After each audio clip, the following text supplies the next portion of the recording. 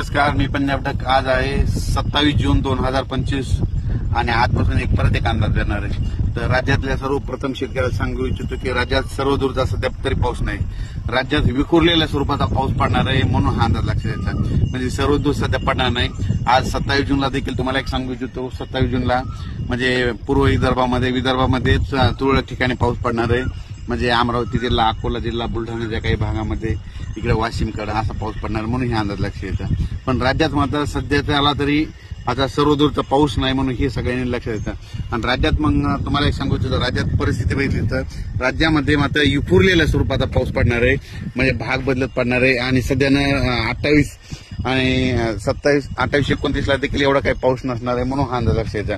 आणि त्याच्यानंतर 29 आणि 30 जूनच्या दरम्यान राज्यामध्ये म्हणजे सांगायचं झालं तर सोलापूर जिल्हा, लातूर जिल्हा, धाराशिव, बीड या भागामध्ये, तिकडल्या भागामध्ये 29-30 तारखेला 29-30 जूनला पाऊस पडणार आहे म्हणून हा अंदाज लक्षात येतो. ते पण विखुरलेल्या स्वरूपात राहणार आहे, भाग बदलत राहणार आहे म्हणून हा अंदाज लक्षात येतं.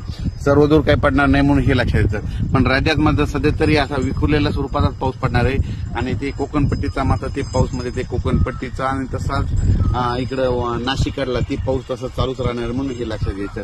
त्याच्यानंतर राज्यात चांगलं पावसाचं जुलैच्या ज्यावेळेस समजा जुलैच्या दुसऱ्या आठवड्यात चांगलं पावसाचं वातावरण तयार होणार आहे. पण सध्या तरी एवढं पावसाचं वातावरण नाही. भाग बदलतच पडणार आहे, विखुरलेल्या स्वरूपाचा पाऊस पडणार आहे म्हणून हा अंदाज लक्षात येतं. म्हणजे त्याच्यामध्ये काय होईल, ज्यांना पेरणी केलेल्याला जीवदान ठरणार आहे म्हणून हे लक्षात येतं. आणि जमिनीमध्ये भरपूर ओल आहे. आणि काल देखील म्हणजे सांगायचं झालं तर विदर्भात खूप पाऊस झाला आणि त्याच्यामध्ये सर्व शेतकऱ्याला जीवदान भेटलं. तसाच आता ह्या 2-4 दिवस म्हणजे 29-30 तारखेला देखील असाच विखुरलेल्या स्वरूपाचा पाऊस पडणार आहे म्हणून हे लक्षात येतं. आणि ज्यांना पेरलेलं त्यांना जीवदान भेटणार आहे म्हणून अंदाज लक्षात येतं. अचानक वातावरणात बदल झाला तर लगेच एक मेसेज दिला जाईल. त्याच्यानंतर परत एक सांगतो की म्हणजे हे आज 27 जूनचा पाऊस मध्ये विदर्भात काही भागात पडणार आहे म्हणून हे लक्षात येतं. त्याच्यानंतर मात्र 29 आणि 30 तारखेचा पाऊस तुम्हाला सांगतो इच्छितो. सोलापूर जिल्ह्यामध्ये पंढरपूरकडे देखील असणार आहे म्हणून हे त्यांनी देखील लक्षात येतं. लातूर जिल्ह्यात देखील पडणार आहे, धाराशिवकडे असणार आहे, नगर जिल्ह्यात काय राहणार, कडा आष्टी, बीडकडे म्हणजे कडा आष्टी, पाटोदा तिकडल्या भागात देखील पडणार आहे. त्या शेतकऱ्याचे मला बरेच फोन आले, आमचं सोयाबीन निघालं, कापसं निघालेत आणि पावसाची नितांत गरज आहे. तर त्यांना सांगू इच्छितो की तुम्हाला 29, 30 आणि 1 तारखेच्या दरम्यान तुमच्या कडा आष्टी, बीडकडे देखील पाऊस पडणार म्हणून हे लक्षात येतं. इकडं पुन्हा त्याच्यानंतर 29, 30 आणि 1 जूनचा पाऊस आटपाडी, सांगलीकडे देखील असणार आहे. आणि त्याच्यानंतर कोकणपट्टीत मात्र सगळीकडे राहणार आहे. पण राज्यात मात्र सर्वदूर पाऊस नाही पडणार, विखुरलेल्या स्वरूपाचा पडणार आहे. त्याच्यानंतर काही ठिकाणी ऊन देखील पडेल, कडक ऊन देखील पडेल. त्याच्यानंतर इगतपुरी, नाशिक आणि नंदुरबारचा हे पाऊस मात्र कायम राहणार आहे म्हणून हे लक्षात येतं.